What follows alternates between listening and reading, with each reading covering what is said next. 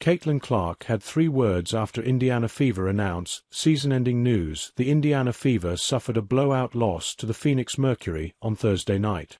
With superstar point guard Caitlin Clark still sidelined with a groin injury, the Fever have been playing short-handed.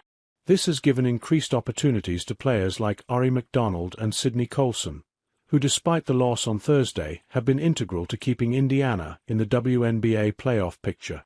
In fact, prior to their last 2 losses, the Fever had won 5 straight games.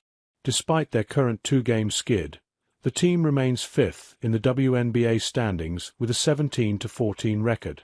This has them primed for a playoff spot.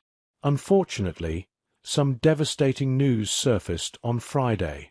After both players left Thursday night's game early, the Fever announced that both Colson and McDonald will miss the remainder of the 2025 WNBA season.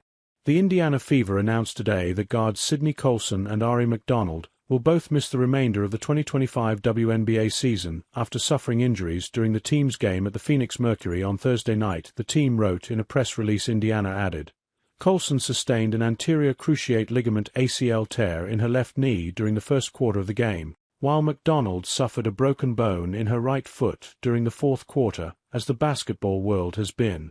Reacting to this heartbreaking news, Clark herself took to Instagram with a 3-word message. "Love you guys," she wrote.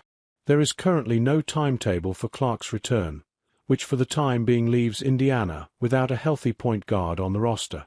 The Fever will likely have to address this externally, but unfortunately they will not be permitted to make a trade, as the deadline has already come and gone. For now, Indiana enters the weekend with a 2-game lead on the final WNBA playoff spot. This is not a large cushion, meaning the Fever will have to find ways to win games with a significantly depleted roster. Possible Indiana Fever roster option after season-ending injuries.